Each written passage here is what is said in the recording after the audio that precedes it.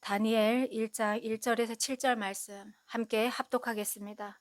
유다 왕 여호야김이 다스린 지 3년이 되는 해에 바벨론 왕 느부갓네살이 예루살렘에 이르러 성을 에워쌌더니 주께서 유다 왕 여호야김과 하나님의 전 그릇 얼마를 그의 손에 넘기심에 그가 그것을 가지고 신할 땅 자기 신들의 신전에 가져다가 그 신들의 보물 창고에 두었더라. 왕이 환관장 아스부나스에게 말하여 이스라엘 자손 중에서 왕족과 귀족 몇 사람 곧 흠이 없고 용모가 아름다우며 모든 지혜를 통찰하며 지식에 통달하며 학문에 익숙하여 왕궁에 설만한 소년을 데려오게 하였고 그들에게 갈대아 사람의 학문과 언어를 가르치게 하였고 또 왕이 지정하여 그들에게 왕의 음식과 그가 마시는 포도주에게 날마다 쓸 것을 주어 3년을 기르게 하였으니 그 후에 그들은 왕 앞에 서게 될 것이더라. 그들 가운데는 유다 자손 곧 다니엘과 하나니아와 미사엘과 아사랴가 있었더니 환관정이 그들의 이름을 고쳐 다니엘은 벨드사살이라 하고 하나니아는 사드락이라 하고 미사엘은 메사고 아사랴는 아벤누고라 하였더라. 아멘. 하나님, 오늘은 남은 자들 바벨론의 포로로 잡혀갔던 그들을 통해서 하나님께서 하시는 그 음성을 들으려고 이 자리에 모였습니다. 하나님 말씀하여 주시옵소서. 예수님의 이름으로 기도드립니다. 아멘. 네, 오늘은 예배자로 부르시고 준비시키시는 하나님이라는 제아의 말씀으로 여러분과 은혜 받기를 소망합니다. 기도에서도 말씀드렸지만 오늘은 바벨론의 포로로 잡혀가 있는 남은 자들을 보려고 합니다. 남은 자들, 그러니까 남유다를 보려고 하는 겁니다. 잡혀가 있는 남유다. 저희는 이미 이스라엘이 멸망한 것은 다 봤습니다. 역사서를 통해서. 근데 오늘은 포로기를 보려고 하다 보니까 지금 2차로 포로되어가 있는 사람들을 보려고 하는 겁니다. 자, 이들의 포로 생활을 통해서 뭘 보려고 하냐면요, 하나님께서 무엇을 행하시고 또 하나님께서 무엇을 준비시키는지를 보려고 하는 거죠. 이런 것들을 지금 몇 주에 걸쳐서 이제부터 보려고 합니다. 또 이 말씀들을 통해서 오늘 이 시대를 살아가는 우리에게 하나님은 어떤 말씀을 하시는가라는 것들을 좀 생각해 보려고 합니다. 오늘 우리가 합독한 말씀은 다니엘서입니다. 이 다니엘이라는 사람은 여호야김이 바벨론으로 포로 잡혀갈 때, 그러니까 1차 포로 때 고관들의 자식, 귀족들의 자식들 가운데 잡혀간 사람입니다. 이 사람은 환관으로 잡혀갔습니다. 예전에도 말씀드렸지만 하나님 나라에는 환관이 있을 수가 없어요. 그렇죠? 그런데 이방 사람들이 들어오면서 왕궁에서 일하는 남자들을 환관으로 만들어 버린 거예요. 그 대표적인 인물이 아달랴라고 볼 수가 있죠. 자, 그런데 이 사람들이 지금 다른 나라로 포로로 잡혀가면서 그냥 남자로 끌려간 것이 아니라 환관이 되어서 끌려갔다는 거예요. 그리고 또 이 당시에 어떤 일들이 있었냐면요, 북이스라엘은 722년에 멸망하고 남유다는 130년을 조금 더 수명 연장을 받았다가 멸망을 하는데, 이 당시에 국제 정세가 아주 급격하게 돌아갑니다. 하나님께서 하시는 일들을 보려고 하면 그 당시에 일어났던 국제 정세를 같이 봐야 이해가 됩니다. 그래서 이 시기의 역사는 일반 역사서에서도 크게 취급하지 않아요. 왜냐하면 짧은 가도기 속에서 빠르게 변화됐던 역사이기 때문에 크게 취급하지 않지만 우리는 성경을 봐야 되잖아요. 다니엘서에서는 이 역사를 취급하거든요. 그래서 다니엘서를 이해하려고 하면 반드시 알아야 하는 배경입니다. 그래서 우리가 그 당시에 어떤 일들이 일어났는지 역사적인 배경을 좀 보려고 합니다. 다니엘서에 보면 메대와 바사라는 나라들이 등장을 합니다.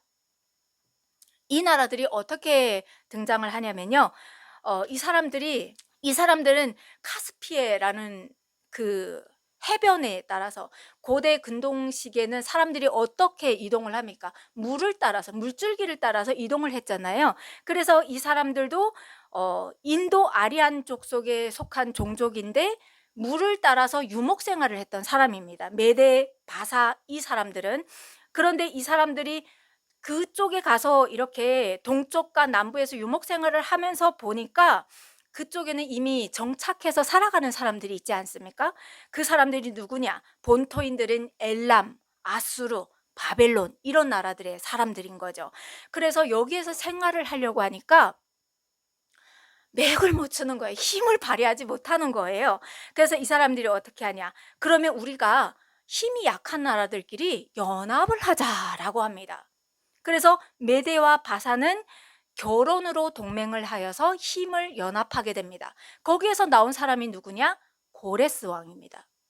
이 고레스 왕에 대해서는 앞으로 나가서 고레스 왕이 등장할 때 그 좀 재밌는 역사 이야기를 좀 풀려고 합니다. 아무튼 성경에 나오는 바사왕 고레스는 성경에서만 대단한 사람인 게 아니라 세계사에서도 비중이 아주 큰 사람입니다. 자, 이렇게 고레스가 바사왕으로 등극하기 전까지 고레스는 어디 출신의 사람이었냐면요, 바사 출신의 바사 왕국의 왕자입니다. 그런데 이 바사는 메대의 속국이나 다름이 없었거든요. 메대가 더 힘이 셌어요. 이렇게 속국임에도 불구하고 이 나라가 속국으로밖에 있을 수 없었던 이유도 나중에 풀겠지만, 아무튼 이렇게 결혼 동맹을 하면서 이 사람들이 연합하여서 힘을 길러서 누구를 무찌르느냐? 아수르를 넘어뜨리는 일이 있습니다. 그런데 여러분, 아수르는 하나님께서 쓰시는 몽둥이였어요. 근데 아수르가 갑자기 왜 넘어졌느냐? 아수르가 유다에 왔을 때 교만하여 가지고 망언을 하거든요. 우리 손에서 자기 나라를 건진 그런 신이 어디 있어? 그러면서 여호와라고 우리를 이길 수 있겠어? 이런 말을 했어요. 그래서 하나님께서 아니, 몽둥이를 쓰려고 만들었는데 이 몽둥이가 주인을 향해 달려드니까 하나님께서 아수르를 던져버리신 거예요. 그래서 이 아수르가 결국에는 메대와 바사의 연합한 바벨론에 의해서 이렇게 넘어가게 됩니다. 이게 다 연합한 나라들이거든요. 바벨론도 아수르와 계속 대적을 하는데 이기지 못하는 거예요. 그래서 연합하다 보니까 이때 등극하는 나라가 바벨론이었다라는 것들을 알면 좋겠습니다. 그럼 이런 역사를 우리가 굳이 왜 알아야 되지? 라는 그 질문에 있어서는 방금 전에도 말씀드렸지만 하나님께서 하시는 일들이기 때문에 그런 것도 있지만, 하나님의 이 이스라엘이라는 나라의 정체성을 알면 우리가 쉽게 그렇구나라고 순응할 수가 있죠. 왜냐하면 하나님께서 이스라엘을 택하셔서 하시려고 하셨던 일들이 있죠. 그건 왜냐면요, 아담과 하와가 불신하고 모든 사람들이 자기 길을 갔단 말이죠. 그래서 하나님께서 그 길이 아니야 라고 하려고 하시다 보니까 세상 모든 나라 사람들이 나라를 건국하다 보니까 하나님께서도 내 나라를 세워서 하나님의 나라를 벗어난 저들에게 하나님의 나라를 선포하리라 라는 하나님의 광대한 계획이 있었고 뜻이 있었습니다. 그래서 하나님께서 누굴 선택하십니까? 아무 힘도 없고 자식도 낳지 못하는 부족이 불어나지 않는 그 아브라함이라는 그 한 사람을 들으셔가지고 나라를 만들고 율법을 주시고 큰 민족을 만드셔서 신정 국가를 세우셨다는 거죠. 그런데 이 사람들이 뭘 잃었느냐? 정체성을 잃었습니다. 여러분, 우리가 잃지 말아야 되는 것은 나는 누구인지 그 정체성을 잃지 말아야 되는 겁니다. 이스라엘은 정체성을 잃었고 우상과 육신의 욕망을 쫓으면서 살기 시작했습니다. 그래서 하나님께서 어떻게 하시냐면요, 주변의 나라들을 들어서 경고를 하시죠. 이렇게 하면 안 돼, 돌아와야 돼 라고 말씀하셨죠. 그런데 안 듣는 거예요. 그래서 하나님께서 더 센 몽둥이, 철몽둥이, 가시몽둥이, 아수르와 바벨론을 사용하십니다. 그런데 하나님의 목적은 이 나라를 없애버리리라 라는 데 목적이 있는 것이 아니라, 모든 가정의 목적은 멸망이 아니라 교육이었습니다. 그래서 하나님은 이 바벨론이라는 교육의 세트장을 만드셨는데, 그 세트장이 바로 주변 나라들의 국제 정세를 통해서 바벨론이라는 나라가 깜짝 일어나게 되는 거죠. 바벨론이 교육 세트장이지 않습니까? 그 문제는 이스라엘의 정체성의 상실, 그러니까 예배의 방향을 잃었다는 겁니다. 이 사람들도 예배 드렸어요. 제사를 했다고요. 번제도 드리고 화목제도 드리고 모든 제사를 드렸다고요. 그런데 이 사람들은 예배의 방향성을 잃었습니다. 그러다 보니까 어떤 일들이 있습니까? 삶의 질서가 이렇게 붕괴되는 거죠. 여러분과 저는 어떻습니까? 하나님 앞에서 삶의 질서가 붕괴되지 않고 예배자로 서고 있습니까? 곧 예배의 방향이 지금 잃어버렸다는 거고요. 하나님께서 그래서 말씀으로 설득하지 않으시고 환경으로 그들을 교육하려고 지금 준비하신다라는 거지요. 바벨론은, 여러분, 이스라엘을 바벨론으로 옮기신 이유는 바벨론이라는 것은 우상을 버리는 것이 아니라 우리가 우상이 없어도 하나님을 예배할 수 있는가? 라는 그 질문 앞에 서는 겁니다. 그래서 보겠습니다. 자, 하나님의 계획 속에 누가 등장을 하느냐? 다니엘이라는 사람이 이제 등장을 합니다. 다니엘서 1장 3절 말씀을 보면 이스라엘 자손 중에서 왕족과 귀족 몇 사람, 곧 흠이 없고 용모가 아름답고 모든 지혜에 능통한 사람, 그래서 바벨론의 모든 지식과 지혜를 학문을 빨리 익히는 사람, 그래서 왕궁에 설 만한 사람, 왕 앞에 신하로서 설 수 있는 사람, 그런 사람을 고르는 겁니다. 그래서 그런 사람들에게 왕의 음식을 주고 왕의 포도주를 주어서 바벨론의 문화를 가르치는 겁니다. 이 말의 뜻은 뭐냐면요, 아수르도 이스라엘을 정복하였고 바벨론도 유다를 정복했습니다. 그렇죠? 제국들이지 않습니까? 들어와서 점령을 했습니다. 그러니까 이 두 나라 똑같은 그 정책 방향에 있어서는 동일하게 동화 정책입니다. 우리나라의 문화를 심으리라, 이런 정책이지 않겠습니까? 그런데 그 내막에 들어가서 방향이 다른 겁니다. 아수르는 이들의 문화, 글자 다 지워버려야 돼. 그리고 이들을 희석시켜버려서 이들의 정체성을 말살시켜야 돼. 여기에 포커스를 뒀습니다. 중점을 뒀죠.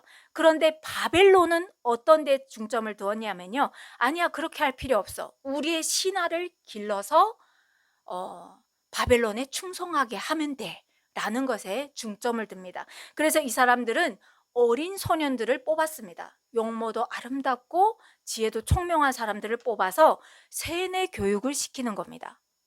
여러분, 세뇌 교육은 무섭습니다. 세뇌 교육은 무섭습니다. 그래서 바벨론에 일반적인 음식을 먹이지 않습니다. 왕궁의 음식을 먹이고 왕궁의 문화를 가르치고 왕궁의 옷을 입혀서 이 사람들을 바벨론에 충성하는 사람들로 양육하는 겁니다.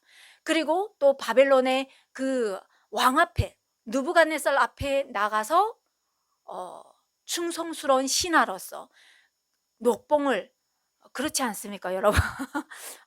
예, 옛날 말이죠.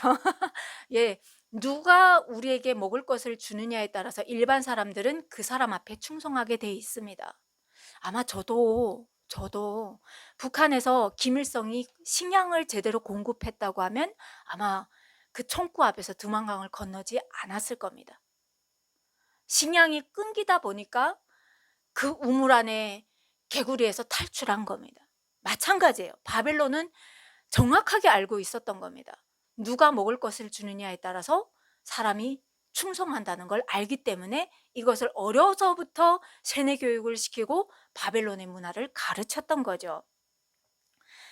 자, 그렇게 바벨론에서 3년 동안 양육받고 나서 느부갓네살의 신하로 왕 앞에 서는 겁니다.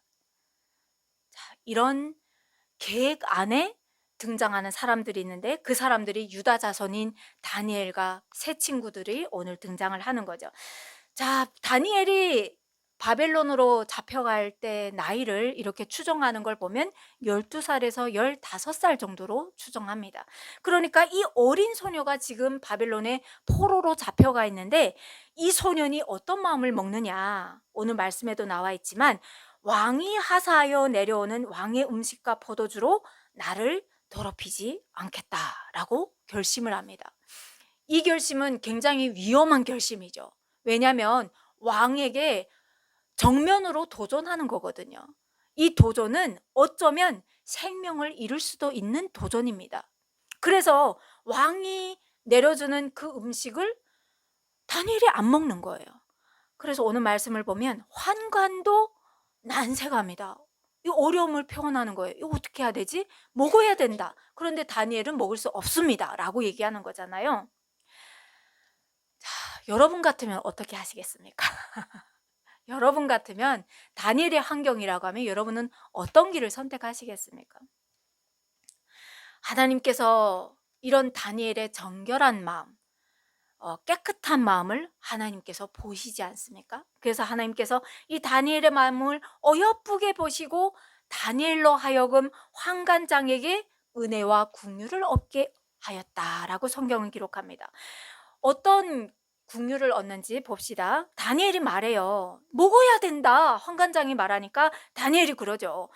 청하오니 당신들의 종들을 열흘 동안 시험하여 보십시오. 열흘이라는 시간을 주십시오. 그래서 우리에게 채소만 먹게 하고 또 다른 사람들에게는 궁에서 내려오는 맛있는 음식과 왕이 하사하는 그 포도주를 다 주십시오.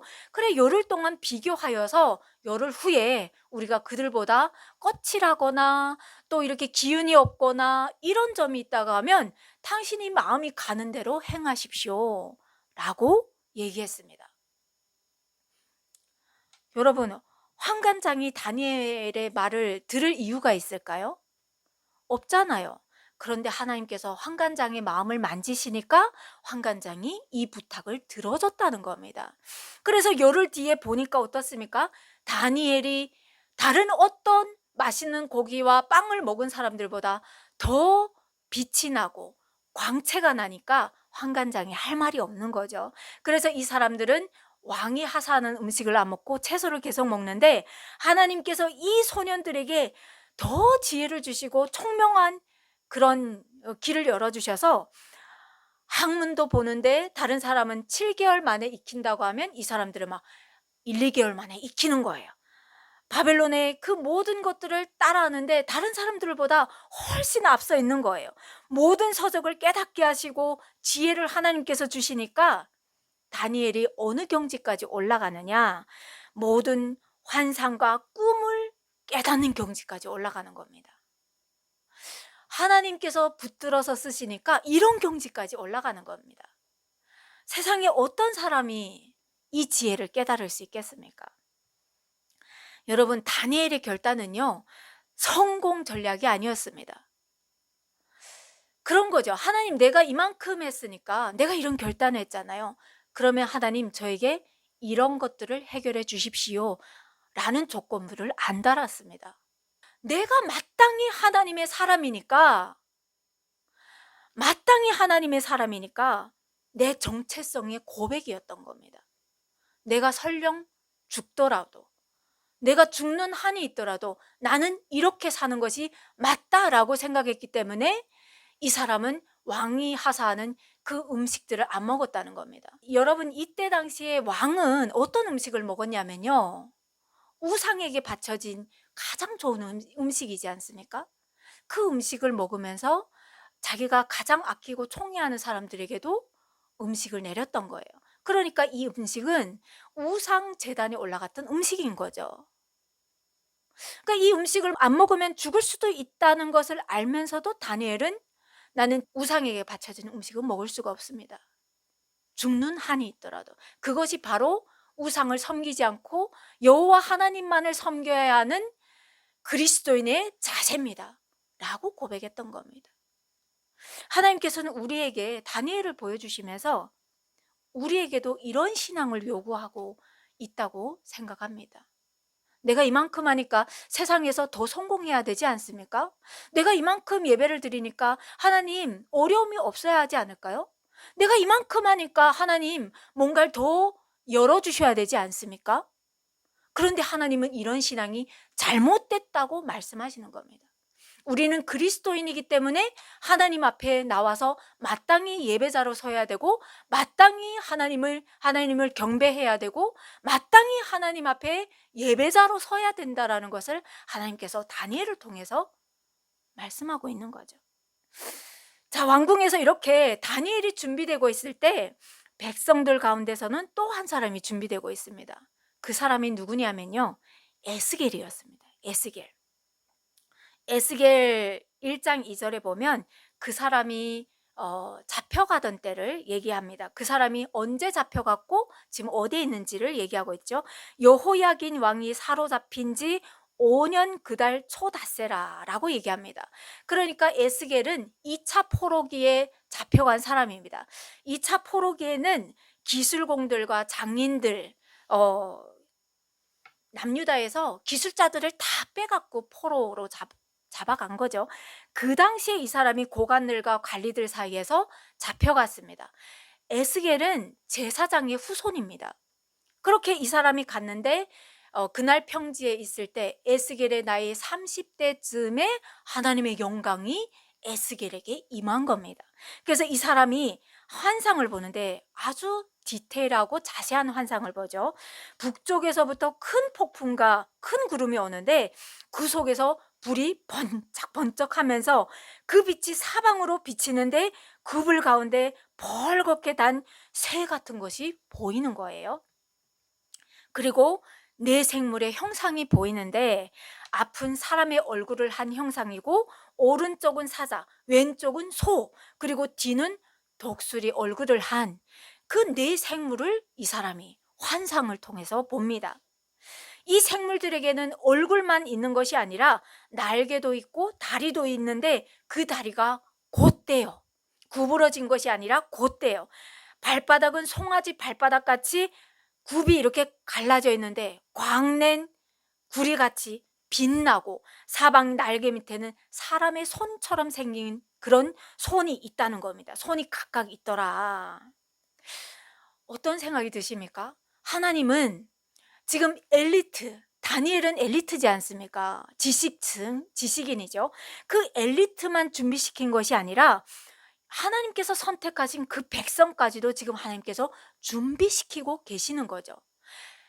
예배가 무너진 그들을 다시 한번 하나님께서 예배자로 지금 준비시키는 것을 우리에게 보여주고 있습니다.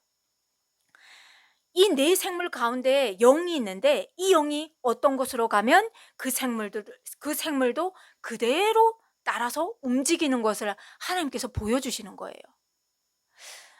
여러분, 저는 그랬던 적이 있어요. 북한에서 살다 보니까 어떤 생각을 한 적이 있냐면요, 한국에 와서 이렇게 가만히 보니까 잘 사는 나라들이 다 예수님을 믿는 거예요. 하나님을 믿는 나라인 거예요. 그래서 이런 생각을 했습니다. 아, 하나님은 잘 사는 나라에만 있구나 라고 생각했던 적이 있습니다. 그런데 성경에도 보면 이렇게 생각했던 사람이 있습니다. 그 사람이 누구냐면요, 형 에서를 피해서 도망가던 야곱이었습니다. 이 야곱이 형 에서를 피해서 도망을 막 가다가 날도 어두워지고 지쳐가지고 쓰러져서 베델에서 돌을 그냥 베개 삼아서 쓰러지지 않습니까? 근데 환상을 통해서 이 사람이 하나를 보죠. 그 무엇을 보냐면요, 땅에서 하늘을 잇는 사닥다리를 보죠. 그래서 그때 야곱이 뭐라고 하냐면요, 아하, 여기가 하나님의 집으로 들어가는 문이구나 라고 생각했습니다. 야곱의 이 고백은 무슨 고백이냐면요, 아, 하나님은 여기 와야 만날 수가 있네 라는 거죠. 그런데 하나님께서는 지금 에스겔에게 움직이는 보좌를 지금 보여주고 있습니다. 내 생물 가운데 이 한 영이 있는데 그 영이 이쪽으로 가면 내 생물도 그쪽을 향해서 가고 오른쪽, 왼쪽, 북쪽, 남쪽을 향해서 막 움직이는 이 보좌를 보여주신 거예요. 대체 이게 무슨 말씀이냐면요, 하나님의 보좌는 성전에 고정되어 있지 않다라는 것을 말씀하고 있는 겁니다. 바벨론 포로지에는 하나님이 없어. 우리가 선택받은 민족인데 어떻게 그쪽에 가서 포로로 잡혀갈 수가 있어? 라는 그 사람들의 생각이 아니었겠습니까? 그런데 하나님께서는 에스겔을 통해서 보좌를 보여주시면서 아니야, 나는 바벨론 포로지에도 있고 무너진 예루살렘 밖에도 있고 절망의 땅에도 하나님의 임재는 영원하다라고 말씀하고 있는 겁니다. 저에게도 큰 위로가 되는 거죠. 하나님은 북한에 없습니다. 그래서 저 백성들 어떻게 하죠? 하나님 어떻게 하죠? 저들은 막 다 죽어가는데 어떡하죠? 근데 하나님께서는 에스겔을 통해서 말씀하는, 하나님의 손이 짧아서 그 땅에 못 미치는 것이 아니야.